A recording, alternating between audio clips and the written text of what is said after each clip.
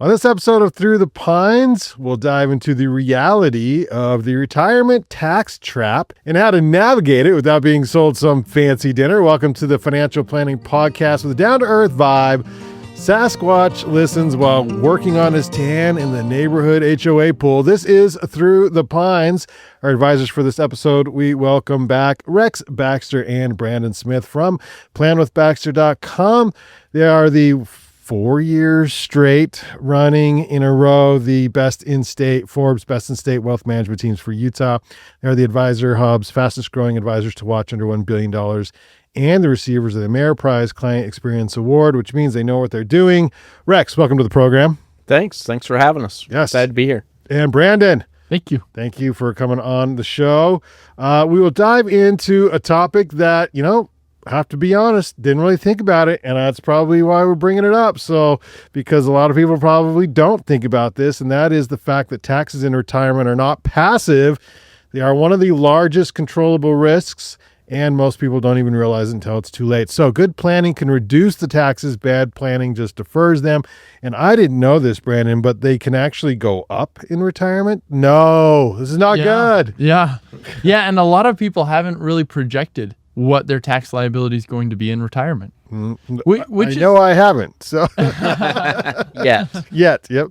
But that's part of planning. Yeah. Because everybody wants, you hear a lot of the buzzwords, Roth, pre-tax, all these things, and everyone wants to know which one's good, which one's bad.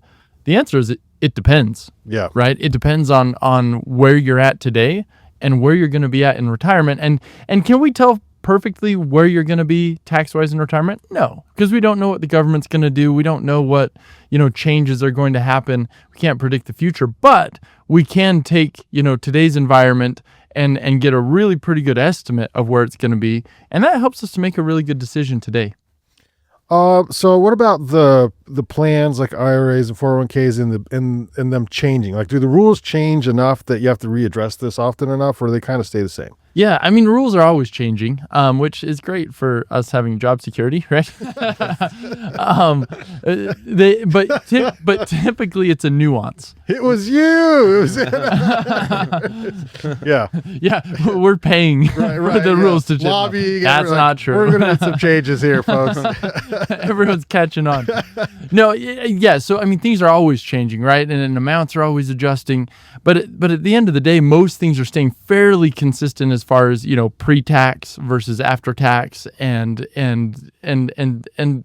kind of how the tax brackets are structured, right? Do they have adjustments? Sure, but they're very similar. And so we can take what we know today and really get a good projection going forward. I'm excited to do this topic today because this is specifically, we get a lot of clients, or at least from time to time, people come to us and say, hey, I got invited to this dinner, right? And it was a free dinner, and I went there and I learned all about this crazy, my 401k is my worst enemy, and it's going to blow up with the taxes, and there's this huge tax bill that I can't control, and so I need to go buy a life insurance policy or buy an annuity or what, and we hear all these things. And so I wanted to do a podcast on this to really go in depth on what is the problem with taxes and retirement, right? What are some of the risks? Because for some people, it's not a risk. Other people, it's a huge risk. And it kind of depends on how much planning you've done, assets, income, right? And so we're going to go through that to hopefully help listeners identify, hey, do I have a potential problem? And then if so, what are all of the solutions that are there? And I guess that we can't do a comprehensive, exhaustive list of all the solutions, but what are the most common solutions, and what are the pros and cons to each of those solutions? Well, that sounds like a lot. Rex, any comments before we dive in here? No, I'm excited too. I think this, the marketing for surrounding this so-called retirement tax trap has really picked up the last 3 or 4 years in the industry, to where we're seeing a lot of dinners, a lot of invitations as different advisors or insurance agents or different things like that are marketing and trying to get new clients. They're couching this because it definitely is something that creates some fear, and it creates some emotions that cause urgency for people to act and do something. And so we want to, dispel or not even just shed some light on both sides of the argument, so that people understand and can know which questions to be asking and kind of what the reality is based on their current situation. So we want to run through some examples, talk a little bit about what it is, and see if we can remove some of the fear mongering from the issue. Before you set this over, Brandon, this topic over, I saw a post on social media yesterday, and it's a prominent financial investor. Like, he's not a financial planner. He's just he's an investor, like on his own. Like, he doesn't have clients or anything necessarily. He just kind of does it on his own. And he said, I used to tell people all the time, max fund your 401k and then some. And now he's like, but now I believe you should get your match and then take that money and invest it in something else where you're not tied to age restrictions. And I was like, oh, this is the type of information that goes out there. Like, someone's going to read and think, well, this applies specifically to me, and he's probably right. But as a financial planner, how do you respond to stuff like that you see, that maybe someone comes to a meeting with? Yeah, I think, you hear something like that, and I agree with you. People will instantly relate that to their own situation, and it just kind of create some credence to their own belief of, why am I putting so much money into this 401k I can't touch for 10 years, 20 years, however long, and then when I do touch it, I'm gonna have to pay taxes on it if I'm doing it pre-tax, and yeah, this guy's making a lot of sense, and so I think, again, it comes down to someone using generalities for their own situation that may not apply to other people's specific situations. And I think, the argument can be made of, well, when it goes into the 401k and I pull it out, I've got to pay income taxes, on that growth. Whereas if I put it into an after-tax account, I may pay capital gains tax, which is lower than income taxes, or I may be able to defer it longer, not have to take mandatory distributions, or all these different kinds of things. And so those are the types of questions we want to be able to shed some light on and dispel, and just say, look, not everybody's situation is the same. And when you hear these marketing tactics and employees, understand that they're talking at a very high level for a very small select subgroup, and it's not going to apply to everybody. And so it's important that you get your situation individually looked at and reviewed. Yeah. Okay. Very good. So the setup here, Brandon, is, and what maybe this person was referring to is that there are RMDs, or required minimum distributions. And so if you want to talk about like what that means. Yeah. And so, I mean, specifically to answer that question, right? Because people would say that, man, I don't want to put money into a 401k and then, have a question mark on my tax bill, when I pull it out, or have the government say, hey, you have to start pulling money out at age 73, required minimum distribution, and you have to pay tax on it, and that pushes me into a higher bracket. I don't want all these rules. Well, my answer to that would be, well, then just do a Roth 401k, right? And now all of a sudden you don't have an RMD for the rest of your life, and you don't pay taxes on it. And that's going to be significantly better than throwing it in a non-retirement account where you get a 1099 and you have to pay taxes on every bit of the growth from now until the end of, when you have it. And so I think the answer would be, if that's your stance, then do a Roth 401k and you're substantially better off. Now, the argument from a financial planning standpoint is we might be able to make a lot of sense by doing something outside of the Roth, right? Doing pre-tax and taking a tax deduction up front, and then maybe doing Roth conversions down the road. And so everyone likes to make these big blanket statements, that make people kind of like turn their head and say, but the reality is everyone's situation is so different. And really what we're looking at is tax brackets, where you're at today, where you're at down the road, and trying to make the best decision based off of that. Yeah. Rex? Yeah, I think a couple of things just really quick. One, RMDs, required minimum distribution. We've covered this many times in other podcasts, but for our first time listeners, welcome, and we're glad you're here.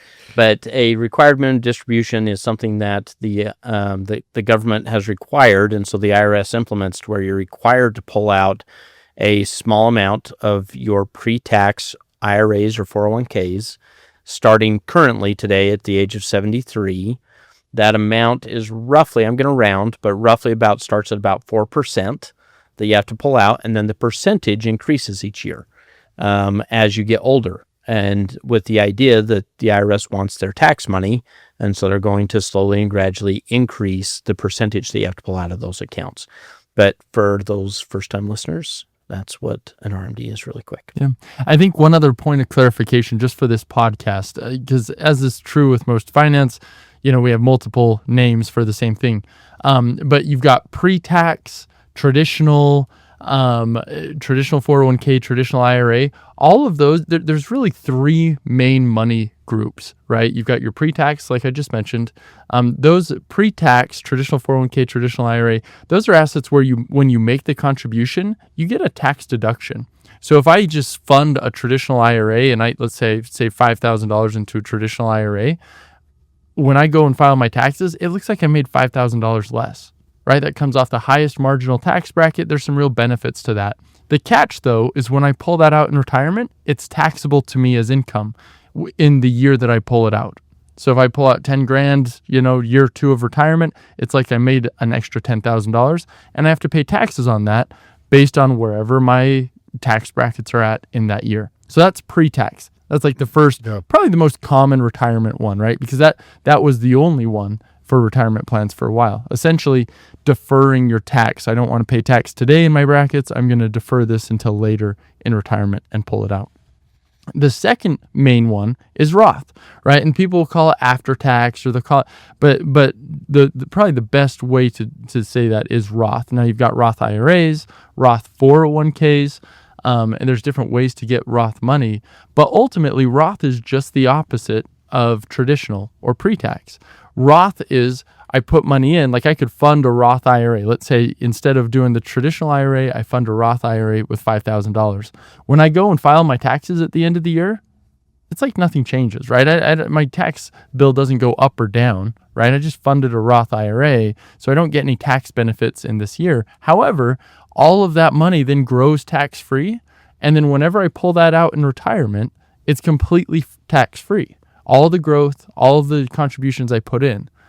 And so again, people want to know, well, what's better? It just depends, right? It depends on what your tax bracket is and when you need that tax break. And that's where planning can help. I will add the third main type of money is non-qualified money. And I tell people a non-qualified account is a lot like a bank account that you can invest in, right? And so you can come to me and say, hey, Brandon, I just got an inheritance. I've got $200,000. Can I just put that all in? Could we put that in an IRA? No, we've got limitations with how much we can put into an IRA or how much we can put into a 401k. But a non-qualified, we can take all $200,000, put it in today. We can invest that. The catch, though, is we get a 1099 at the end of each year, and we have to pay tax on the gains that we've recognized throughout the year. And those gains some are going to be long-term capital gains at long-term capital gains rates, 15, 20%. Some of those are going to be taxed as income, right, at your marginal tax bracket. And so those are really the three main, tax groups of money: pre-tax or traditional, Roth, or non-qualified. Okay. Rex, can you do something about this taxation on capital gains for me, please? Yeah, I'll lobby for you okay. on behalf of that. No, it's interesting. They changed the capital gain tax rates here a number of years ago to where we now have 3 capital gains tax rates out there. And so you have a 0% tax bracket for capital gains if you're under a certain income level. And then you go to 15%. What that level? Yeah. So long-term capital gains, if you're married filing jointly and make less than $98,900, then it's a 0. As a couple. As a couple. Single, it's $49,450. And so this is something every year I'm usually once or twice or 3 times taking advantage of this, where I have someone who maybe is in they have a low income year or something happened, or maybe they're just in retirement, their income is going to come in less than that. And we will intentionally recognize a bunch of gains, right, that we've got built up in an investment account. We'll sell them knowing that we can recognize them in this year, pay a 0% gains rate, increase their basis, and then in the future we can can harvest it and not pay any tax. Right. Awesome. Yeah. So which we do that a lot actually with a lot of our retired clients or our young single clients or young married clients, that are younger and may have investment accounts or inherited accounts or things like that. And so then the 15% goes basically from that 98.9 level Up to 613.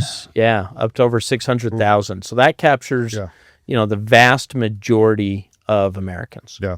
Unless you catch like you're selling real estate or or you're selling a business. Sometimes you can do things that you're recognizing a lot of capital gains all in 1 year, and that's what you got to watch for. Yeah. Because then it pushes you up into that 20% bracket. And then 20%'s next. And so 20% federal rate. Now, on top of this, you'll have, for those states, depending upon where you live and where you're listening, we're in the state of Utah currently, and so you'll have a state income tax on top of that 15%. Or if you're in Florida, you may not, or Texas, some of those states that don't. So you said sold the business. It reminds me. So I read the book of Elon, which is pretty good, and in there, and it's not a biography; it's just a collection of quotes of what he has said. But I think it's Jorgensen is the author or the compiler of the things. But when Elon sold his first company, Zip2, I think he, the numbers I'm going to throw out there, they're close. So it was like, sold it for like 50 million, right? But he had partners and stuff. But then after whatever, everything got settled, he got a check for like 13 million. And he says that it was wild because I went to my mailbox and there was literally a check for like 13. He says, my checking account went from like $500 or $5,000 to 13,005,000, like that. Now, and I don't know if he then had to pay taxes on that too, because then he broke it down how he just reinvested it into another business. Now, if you do sell a business or real estate, can you reinvest it into a new business and not pay those capital gains? How does that work? So there's different ways depending upon the entity you're dealing with. Like on investment real estate, so not your primary home, but if you own a rental property, a rental condo, or a commercial property or something like that, then you can do a 1031 exchange, real estate exchange, into another piece of property, a like-kind property. Now, there's a lot of hoops you have to jump through in order to make sure that happens flawlessly. And there's a lot of kind of gotchas along the way that if you miss it, then it just becomes taxable. And so, but you can, and on businesses, there's different ways to do that. Whether, you're selling it, or whether you're buying another business, and so you're doing an asset purchase, whether you're doing a stock purchase. If you're selling your business, then it gets much more difficult, But typically, you do have costs built into that that help. And you may have, a capital account that helps that's getting drawn down. But you have to be careful. You may have to recapture a lot of depreciation on a bunch of different pieces. Anytime you're doing that, it's extremely complex, and you definitely want to run through those numbers with your accountant first before you transact any business on that. But it's very doable, right? Okay. Lots of hoops, lots of gotchas, but it's very doable. People do it all the time. You just got to make sure you're crossing T's and dotting I's. But pulling this back, that was kind of a fun little tax detour. But what we really wanted to focus on today was what is frequently referred to as the retirement tax trap. And what that is that, okay, you've worked your whole life, you paid crazy amounts of taxes. Now you're in retirement, you're home free, right? Wrong. And what are those things that can really get you? Well, first of all, you got Social Security, right? Social Security, for most, I shouldn't say most, but if you're married filing jointly and your income's over that $44,000, then more likely than not, 85% of your Social Security is going to be taxable. Now, that's taxable, meaning going through the brackets, not taxed away, right? It's not like you lose 85% of it. However, you take your full Social Security payment, multiply that by 0.85, and whatever that amount is shows up as income on your tax return. And the calculation's a little bit more complex than that, but for general numbers, that gets us actually really, really close. So typically we have Social Security taxation. Sometimes we got a little bit of pension income. That's usually taxable. We might be recognizing some capital gains. But one of the biggest things is this RMD, right? This required minimum distribution that all of a sudden hits at 73, eventually will be 75, but you turn 73 and all of a sudden we're forced to take large amounts out of an IRA or a 401k. And when we do that, that can potentially push us into higher tax brackets. And so how do we solve for that, right? Like how do we get ahead of that?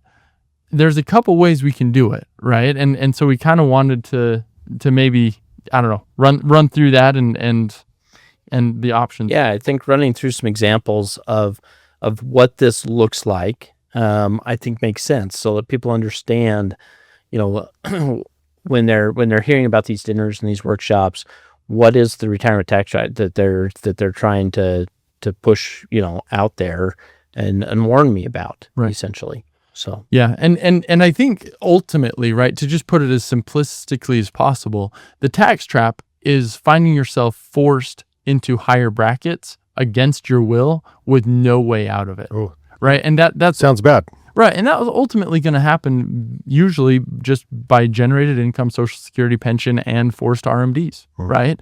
And you turn 73, and man, now I've got an RMD, and that's going to increase the percentage I have to take every year for the rest of my life, right? Like, and I'm stuck. I'm pinned. Like, at that point, you really are. I mean, it is just it is what it is, and you're paying the tax, right?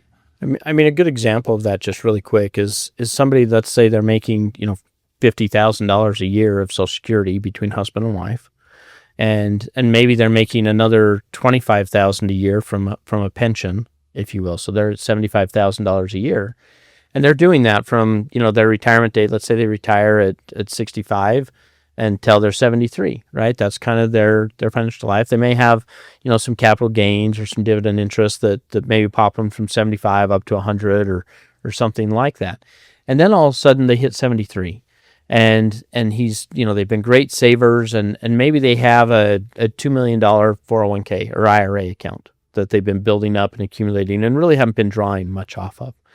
All of a sudden now they're 73 and they have to take this required minimum distribution, this RMD, and that may be $80,000 that the IRS now is requiring them to take. And so their income just went from $75,000 up to $155,000 of income, which means that they just went from a 12% marginal bracket up to a 22% marginal bracket on there. And so that means that everything over that bracket is now going to be taxed at that 22%. And that's what they're calling annually, a tax or like trap. the one-time deal? Or Well, that's each year, right? Because you start over next year, it's the same problem. Okay. You have the same RMD, you have the same, a slightly higher RMD, right? And so how do you solve that? Well, there's a lot of different solutions that people have. Some people say, well, let's take money out of IRAs and put it in life insurance, right? And the idea is, hey, we can pull all this money out, put it in a life insurance policy, and then the cash value will grow tax-free, right? And then what we do is we can take a loan against the cash value, and since it's a loan, it's not taxable as income, and effectively, right, you can get some of that out tax-free. And does that work? Yeah, it works. The issue I have with it is typically returns on life insurance policies are really, really low, right? And not only that, now we've got a life insurance contract to deal with.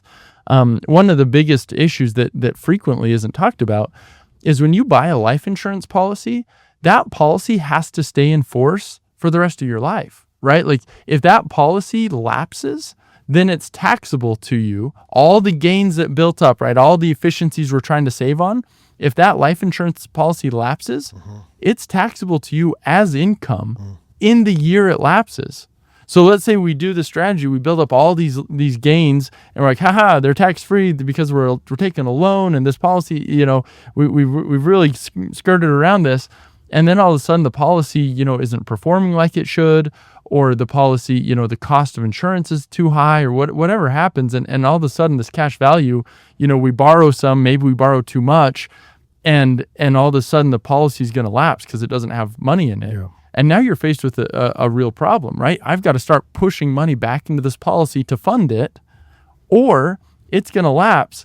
And all of those gains that I thought were growing tax-free or tax-deferred are taxable to me, not at long-term capital gains rates, taxable as income in the year that lapses. I mean, that's a huge deal. That's a real problem.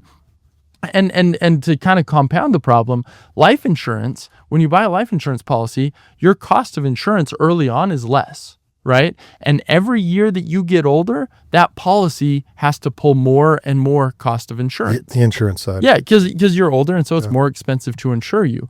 So how do insurance companies deal with that? Well, the idea is on these cash value policies is you build up a cash value, right? We save, the cost of insurance when you're younger might only be, $40 a month, but we're going to save $300 a month, right? And we're going to build up this cash that's earning interest, that's growing. And the idea is that cash will be big enough that when I'm 80 and 90 and the cost of insurance is $300 a month, there will be enough interest to cover the cost of that, right? That's fundamentally, that's the idea of life insurance. And does that work? Well, it can. But again, anytime I run illustrations or I look at in-force policies, right, of other clients that they've had for years or whatever, and I run the rate of return calculation on the cash value, I'm very unimpressed, right? Well, yeah, because I'm thinking, just as you're talking, like, what did the insurance company do with all the money I paid them when I was younger? Right. Well, some of it's cost of insurance, right? Because if you were to die, you would. But I did it, and now I'm older, and now you're just sitting on all that money. But some people will. Right? Yeah. Like they do have a real true cost of insurance that if you've paid $1,000 into this and you die and they have to pay out $1 million, they got to make that up somewhere, right? And that's just law of large numbers. And so there is a cost. It's a small cost, but there is a cost. And then that builds and it builds and it builds, and that cost increases, into perpetuity. And so it's just one of those things where you have to have that cash value big enough. And unfortunately, usually, it's more conservative investments and you're restricted on what you can do with it.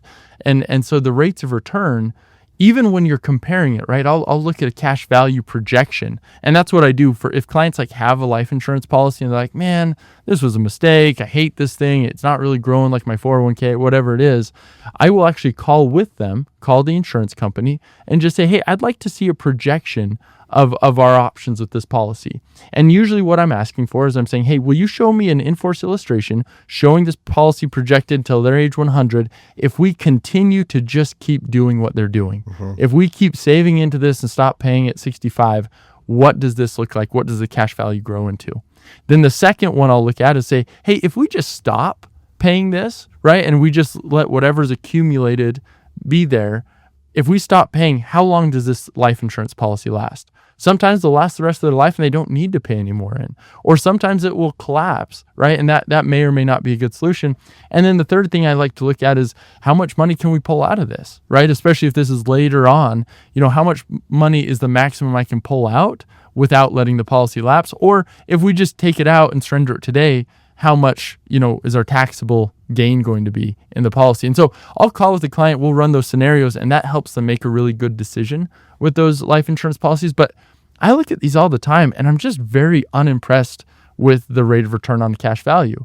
And that's just based on cash value. The other problem that nobody talks about, well, not nobody, but a lot of people don't talk about, is you can't just go in and pull all the cash value out without lapsing the policy. Yeah. You've got to leave enough cash in there to maintain that policy, for the rest of your life. And so, sure, the cash value is showing a rate of return. That hurts a little because it feels like that's my money. Or I want to get it out. Yeah. Well, because what is cash value? Cash value is just essentially an advance on the death benefit. Right? It's getting to your death benefit early, and since it's a loan, it's not taxable. That's why people like it. But the problem is you look at the cash value projections, and more times than not, I'm seeing rates of return, and I'm calculating it, right? I'm not letting some insurance company tell me what, like I'm doing the math myself, and I'm seeing rates of return of 4 to 5%. Annualized rate of return. That in and of itself, I'm like, not impressed, right? Like I'd rather go do something else.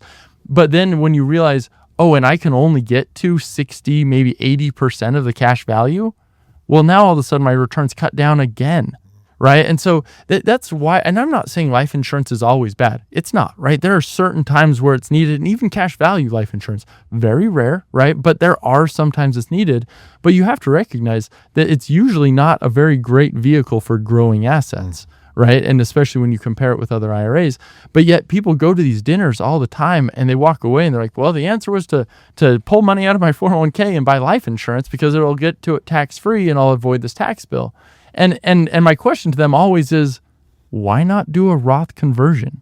Yeah. It's completely, right? Like you have to pay the tax on it, but you're going to pay a tax if you take a distribution and put in a life insurance policy, right? Why not just do a Roth conversion? Yeah. And those Roth conversions just don't get pitched because they don't come with massive commissions, right? Like nobody's really incentivized to push Roth conversions other than just to try and take care of their client, right? And so I think, sorry for the soapbox, but I do think that that's an important thing to understand, right? Is that a lot of times people are being pitched a product and a problem that really can very easily be solved with just some simple planning and doing Roth conversions. And maybe we go into that next of when do we like to do Roth conversions and when does that make sense? Yeah, because Rex, that sounds like a very expensive, potentially very expensive free dinner. Yeah, it can. Yeah, most free dinners are pretty expensive. So nothing is more expensive than a free boat. Yeah, that's for sure. Yeah. It's interesting. I hear Brandon talk, and I agree with all of that, right? But every time he says something, it's like it just makes me want to ask more questions, right? Or say or make more comments in there because there's so much packed into what he just said. Yeah. That I think a lot of people should go back and listen to that 2 or 3 times. They should. And if you have questions, we can go to planwithbaxter.com.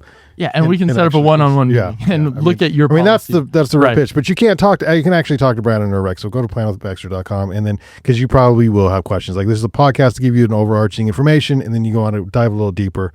So, It was interesting. A couple of weeks ago, I was meeting with a client, and they'd done exactly this, right? They'd built up a cash value life insurance policy. They'd taken some money, borrowed against it, and they had borrowed a fair amount against it, and now they're quite a bit older, and now the policy is not generating enough dividends from their cash value in order to cover the cost of the insurance, in order to cover their policy premium, and so they face either having the policy lapse, which means that the policy, gets canceled and you no longer have the life insurance and part of that may become taxable, or they were having to go from paying a $2,000 a month premium to a $14,000 a month premium. Yeah.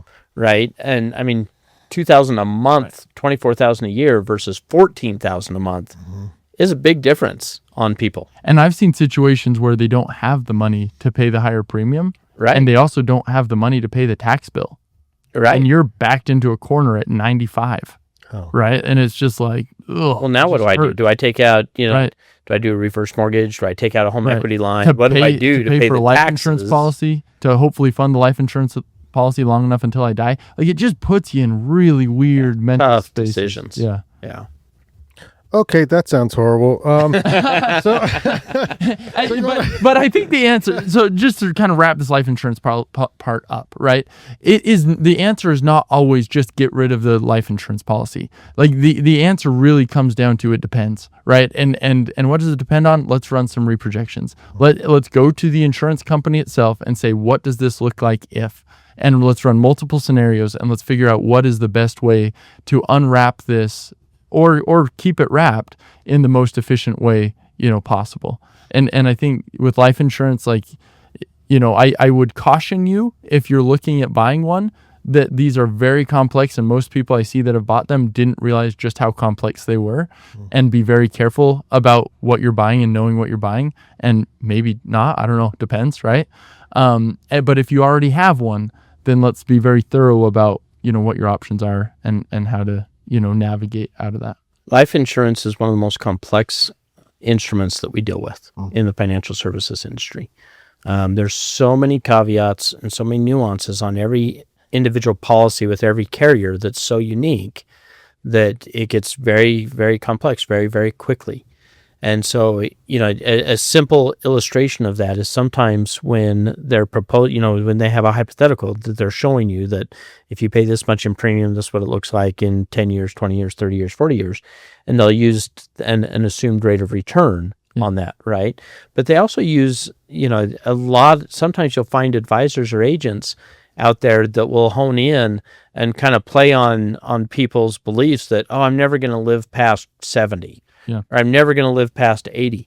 And most of the time, if you're only going to live for 10 years, if that truly were to happen, then life insurance is great, right? Because you're only paying premiums for 10 years and then your heirs get this big payout. And so the rate of return on that looks phenomenal. But if you live a normal standard life till 85 or 90, then all of a sudden that rate of return really looks, small and terrible. And so you have to kind of look at that different ways.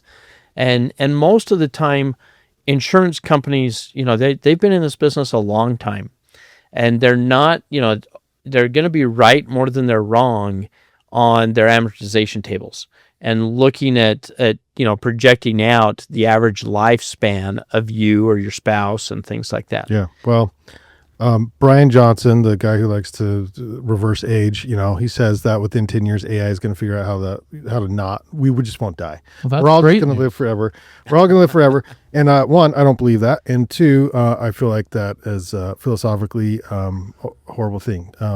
I think we all must die. I don't want to live forever. So no, I don't want to live forever. But however, interesting scenario if you're an insurance company or going into retirement, like what do we do with our money? Or if you have that much time to invest, Rex, like that's right. Some of those questions get wild. But not getting into the wild scenarios, Brandon, that's a very good point, is that people like life insurance because they feel like it's safe, but literally all of that money is just based on that one insurance company staying in business.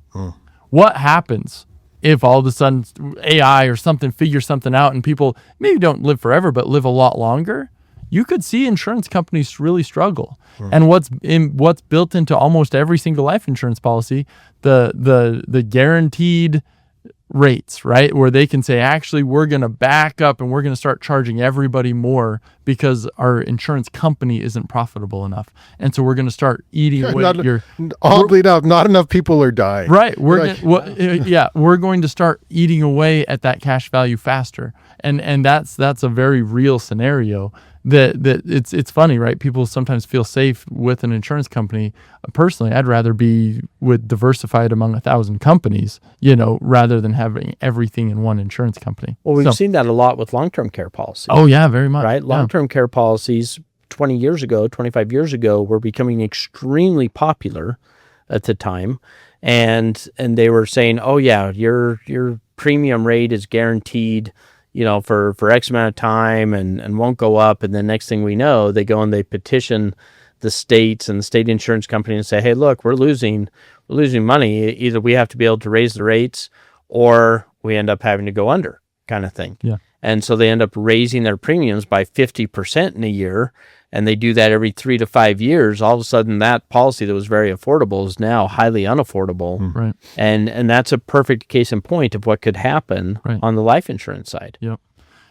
Now let's loosen things up a little bit. Let's do it. All right. Let's do it. Enough time with insurance. Appreciate that. Let's go into Roth conversions. Yeah. And I want to talk about Roth conversions. I thought we were going to do a number. I thought we were going to do some more numbers. Everybody feel that release. Everyone's happy okay. So now Roth conversions, I want to break this into two different types of Roth conversion: a pre-retirement Roth conversion and a retirement Roth conversion, because those are two very different things. A pre-retirement is when you're still in your working years. You might have, for example, some money in an IRA or some money in a 401k, and you're like, you know what? I'd rather that be growing tax-free, right? What can you do? You can actually, if you have a traditional IRA, you can take that traditional IRA and you can convert it over to a Roth IRA. Now, what's the catch? You're going to pay taxes on whatever you convert over. So if you say, I've got $10,000, I want to convert, I convert that 10 grand over, it's like you make $10,000. Now, the issue with being in your working years, if you're under 59 and a half, you can't withhold taxes because that would be an IRA distribution, right? So I do this $10,000 conversion, call it at a 12% bracket. I need to all of a sudden come up with $1,200 plus state taxes on top of that when I file my taxes, because that's going to come due. And so it's something you got to be aware of. If, let's say you got money in a 401k, right? And you've been doing Roth contributions because you love Roth, but my stinking employer's just doing pre-tax, right? Because that's what basically everybody does. And you're like, I really wish I could take my employer contribution and turn that into Roth. If the plan document allows in the 401k, so not all 401ks allow this, but if your 401k allows it, a lot will let you take that employer match, convert that over to Roth, and then it starts growing completely tax-free as well. But the catch, again, is we have to pay tax on that. And so you got to be I've done these myself, right? And man, when you go through, at least the website I did, right, it had like it had red flags like, hey, this, you can't undo this. Once you do this, you're going to owe this huge tax bill. Like, we're not responsible. Like, are you sure you want to do it? Yes. Are you really sure you want to do it? Yes. Have you consulted a tax? Yes, and so you got to be careful. Have you been drinking? Have you been? It has this whole list of questions. Yeah. Because the problem is, I've seen that where people will go in and be like, oh, Roth conversion, this sounds great. They'll convert 50 grand over and then not realize, oh my gosh, I just pushed myself into the highest Or do tax people bracket of my think life. like, who's going to know? Who's going to, like, who reports this stuff? We'll see if the IRS finds out about this one. Most people don't think that because your 401k company will send a letter to the IRS and say this was the conversion, the taxable conversion that was done, and then you report on your side, right? And so, they're gonna know. They're gonna know. Yeah, who's gonna know? They're gonna know. They're gonna know. Gotta know. Okay. All right, Brandon. So, what about? Are we on asset location? No. We've kind of left this whole agenda. We are on Roth conversions, pre-retirement. I think that covers the pre-retirement, right? And I guess the one last piece I'd add on that is make sure you're working with a tax advisor and probably your financial advisor as well, right? Because when I talk to clients that want to do in-service Roth conversions pre-retirement, we want to look at their tax brackets, right? And neither Rex nor I provide tax advice, right? We're not accountants, but we can help you look through those brackets, right? And get an estimate. Where's your income at? Where do we think your marginal rate's going to be at? Does this really make sense to convert? Are you at a 12% bracket? Are you at a 22% bracket? Where are you at, right? And between us and your tax advisor, we can help you make a good decision on whether that likely makes sense or not. But when you're doing a Roth conversion, the bet is that today I'm in a lower tax bracket than when I eventually pull this out in retirement. And a lot of times, so right now, right, if you're taking the standard deduction, and actually, I'm going to modify that. If you're taking the standard deduction, it's roughly around $133,000 where you go from, and this is rough, right? Because there's a couple variables, health insurance, like there's some things that go into this. But about $133,000, you go from a 12% bracket to a 22% bracket. Oh, that's a jump. It's a huge jump. Yeah. Now let's say we miss it and like $5 goes into that 22% bracket. It's not like it retroactively goes back and all your other tax brackets are jumped to a 22% rate, right? Like it's not a big deal if just a little bit crosses over. But it is a big deal if you do your whole Roth conversion, you think you're at a 12% and all of a sudden we convert it all at 22, right? Because your tax bill this year is going to be almost double. Yeah. And, did it really make sense for you to do that? I don't know. Some people, though, I mean, if you're in a 12% bracket, right, a lot of people are like, hey, that's a pretty good bracket. And, do I really trust where government's going with taxes in the future? Maybe we want to do a Roth conversion. But this is where projections really help you, right? Being able to run through that and say, hey, look, here you are. Maybe you're 40 years old and maybe you're just starting your career for the most part, maybe 10 years into it, and you're just knocking up against that 130,000. And about to get into the 22, but as we run through the projections and look at, the possibility of your income increasing, possibility of everything kind of adjusting for inflation down the road as well, we might put you in the 24% bracket or 32% bracket by the time you get to retirement and in retirement age, and between your Social Security and your dividends and interest and capital gains and retirement distributions. Maybe you're in 32% the entire time. And so if that's the case and you're in the 22 or 12 today, man, I'd much rather pay taxes at 12 or 22, which would argue for the Roth contributions or Roth conversions at the 12 or 22. Now, if the situation is reversed and maybe you're in your 50s or 60s and you're in that 32% bracket today, and we're projecting it out and saying, wow, once you retire, you're going to go from making maybe, $500,000 a year, $400,000 a year down to $200,000. So we might go from the 32% bracket down to the 22. And so it'd be, no, we want all the tax deductions I can possibly get today. We're going to do more and more pre-tax kinds of things. And then once we hit retirement at 60 or 65, whatever age that is, and we're in the 22%, then we might start doing the Roth conversions, which is where you're headed with this, I think. Right. Yeah. Yeah. So getting into Roth conversions at retirement, let's just say, you're a normal couple, right? And they are retired at 65. And the temptation would be, hey, we're in a good tax bracket now, right? Like life is good. And let's go back to that scenario Rex gave, right? And their total income sitting at about $75,000, right? Let's say they're 65, their things are going all right. There's $75,000 of income that seems to be covering things. What they don't understand though is I said, you go from that 12 to 22% bracket right around 133,000. Once you're 65, you get another $6,000 per person, right? So another 12 grand on that. Now we're at about $145,000. We go from a 12 to a 22% bracket. So they might come in and meet with Rex and say, hey, Rex, life is good. Our tax bill, we just filed our tax. That was great. We hardly paid taxes. What a refreshing thing. But Rex might say, all right, if you're at 75,000, but your bracket doesn't change to 22 until 145, right? What if we converted $70,000 from your pre-tax traditional IRA over to a Roth IRA? Oh, I like to phrase it way different than that. I like them to come in and they're bragging about being in a low bracket. And my first line is, oh, let's pay more taxes. Let's double your tax bill. Can I? I don't know if that sells. Nobody likes it phrased. Nobody likes it phrased like that.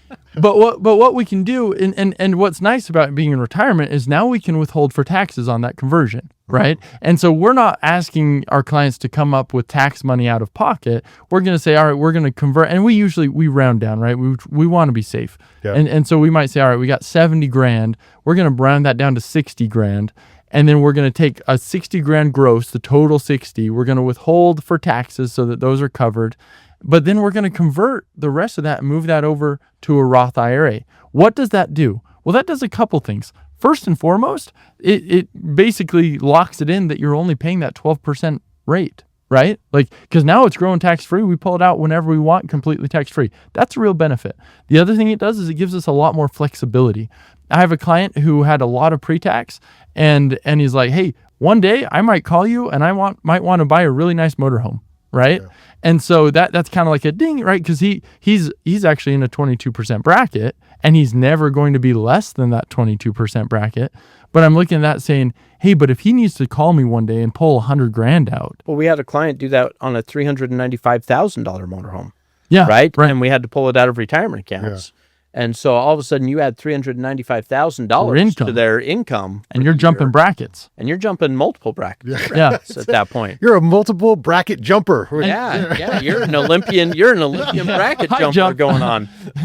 Yeah. But if we've done the Roth conversions early on. We don't want to pay that much in taxes though. So right. Yeah. So if we do it early on while we're in these lower brackets, or even at reasonable brackets that you're going to be in the rest of your life, we can actually build out, even if it's taxed at 22% now, 22% down the road, we can build out the flexibility to pull large sums of money out all at once and not jump brackets. So that feels good. The other thing it does, there was something, I had a really good.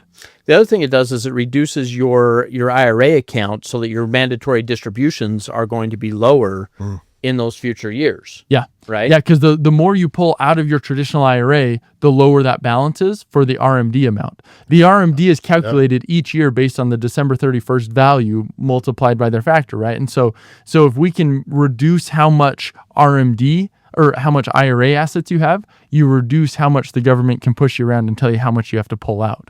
And so that's a huge benefit, right? And so between all those, we really like to weigh those out and look at that with clients, right? And say, all right, does a Roth conversion make sense? And, I've got plenty of clients in retirement that it's like, no, it doesn't. It just, I can just, you see their situation. It's like, this doesn't make sense. You're in this bracket. You're going to be in this bracket. We've got enough on here. Because I tell a lot of people, the goal is not to move it all to Roth. And that usually shocks people. Like, what do you mean the goal is not to move it all to Roth? Well, part of it, if you're giving to charities, once you're age 70 and a half, we can actually take money. Like if you're going to give to a charity anyway, like we get a lot of people that are like, oh, I just write it out of my checking account, right? Like, no, take the money directly out of your IRA, do what's called a qualified charitable distribution or a QCD, move it directly from the IRA to the qualified 501c3 charity, right, like a church, and then that distribution is completely tax-free. And so if we get all gung-ho and we're like, we're going to give you a completely tax-free retirement, right, and we're going to take everything, convert it all over to Roth, well, that might not make sense, especially if you're giving charitably, right? We'd rather leave some in, not pay taxes on the conversion, and then just, shuffle that off to charity, and that comes out completely tax-free. I mean, how many times do you see a couple that is taking the standard deduction and giving, $10,000 to charity, to charities of their choice, but with the belief that that's helping their tax situation? Right. All the time. And they bring their receipt into their accountant and hand it, and he throws it in the garbage, right? And he doesn't do it in front of them, but that's what happens. Yeah, right? It doesn't help them a bit. Because they're not with these new higher standard deductions, right? Nobody, it's harder to hit those standard deductions, right? And so most people are just taking the standard deduction. They're not itemizing all of their charitable donations and all the things like that. And so all of that charitable giving just goes away and is it's not useless, right? It's helping the charity and helping you feel good, society, right? But it's not helping you tax wise. And from a tax perspective, if we can get that directly out of an IRA after you're 70 and a half and give it directly to the charity, that's going to be beneficial. Yeah. The last thing I'll point out too is on those distributions, right? Like it wouldn't make sense to convert everything over to Roth because a lot of times we can get money out at the standard deduction 0% or at 10% or at 12%, right? And so we don't want to convert everything, usually. Sometimes we do, but usually we don't, right? Because usually we'll have efficient ways that we can kind of sneak little bits out. This is fascinating. This is a great topic, Brandon. What else do we need to know on the retirement tax trap? I think I know we covered a lot. So I think the trick is, or not necessarily the trick, right? But the thing is that when you're hearing a catchy marketing slogan or phrase like that, free dinner, right? No dinner is truly free. They're going to try and get an appointment out of you. They're going to try and sell you something. They're going to, right? I mean, there's a purpose behind it for sure. And so I think making sure that you're asking somebody else about an unbiased opinion, right? Yeah. What is the pros and cons of this versus something else, and how does that impact you directly, not the general masses, not the person sitting next to you, but your individualized position? How does that impact you personally? Yeah, and I'd say, who needs to be aware of this? I think everybody should at least run it by a financial advisor and say, even high level, here's my situation. I've got X amount in pre-tax assets. I've got this much Social Security, this much pension. Is this something that I really need to be, right? And usually we can tell pretty quickly, like, hey, yeah, this is something we need to really dive into, or yeah, you're probably all right, right? But some real red flags on this, right, is if you've got large balances in pre-tax assets, that is something that we want to be planning with you. That's not necessarily bad, but more likely than not, we're going to run into something come RMD age. Mm-hmm. That doesn't mean we're going to tell you to just convert it right away, right? I got plenty of people who are still working in the highest tax brackets of their life, and it's all pre-tax. And man, good for them for being savers. But we're not going to add to their tax problem today, right? We're going to push that. We're going to look at maybe that window between retirement age and age 73 to do some conversions. If you've got high pension income, high Social Security income, any other high amounts of like taxable events, let's make sure we're talking, right? And let's make sure we're making strategies for how we're going to work around it. We can't eliminate tax, right? But we usually can find a lot of efficiencies so that you pay measurably less in tax, and have more flexibility. Seems like the two main target markets for these kinds of dinners and events and marketing is you have one that's kind of the 55 to 85-year-old crowd, right? That has already done big market. That is, age-wise, that is a big market, yeah. Right? But they really play on the fear leading up to retirement and the tax that you're paying once you're in retirement. So that's kind of one market, and that's typically where they're trying to get you to pull more money out of your IRA accounts and to buy different, cash value policies, things like that, and look at that. And then the other segment is kind of that 30 to 40, newly married, 30, 40, you're having kids age, to where they're trying to look at, are you over contributing to your 401k and putting more in than the match, kind of what you'd refer to a little bit, Brandon, and instead of doing that, should we be buying more and more insurance so we build up this cash value and we have this big cash value when we go into retirement that then we can borrow against? But those seem like the two big target markets I'm seeing kind of get hit with these marketing. Yeah. And of course they say now, before you make a decision, there could be a tax trap. So Right. Yeah, absolutely. And consult your professionals. yes. Right. And sometimes they say that a little bit under their breath, but sometimes they say it out loud and shout it. One mistake though that we see with all this hype of the tax trap and taxes are your biggest liability in retirement, like all these things, is I'll see people in that demographic, right, in their 50s or 60s, get all psyched out about taxes and then just go crazy trying to like create Roth money. And what they don't realize is they're literally in the highest tax bracket of their life, right? They're in their highest earning years, which is great. They have no deductions, right? Like they're paying the most tax ever. And, maybe they haven't saved as much for retirement. And retirement, we're going to be able to get pretty much everything out at a 12% bracket. And today they're at 22 or 24, right?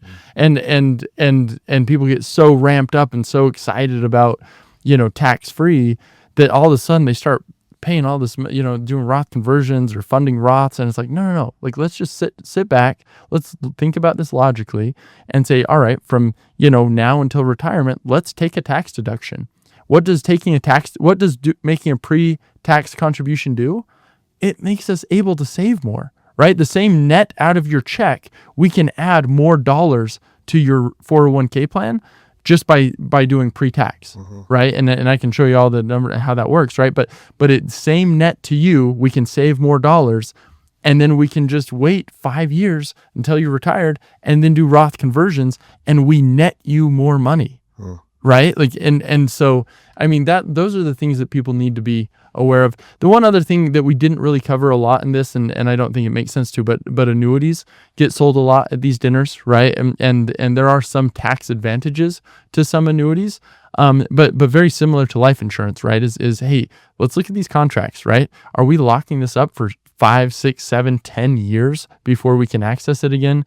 What is the actual growth rate once it's in there? And once it's in there and we recognize that it's not growing as fast as we want, how much penalty do we have to pay to get it out, right? And so we need to do a podcast on annuities. We do. There's a number of things, right? Such as, is it better to pay ordinary income tax or capital gain tax? Because the annuity, as you pull the money out, that growth is going to come out as ordinary income tax versus maybe something that's built up into a long-term capital gain tax.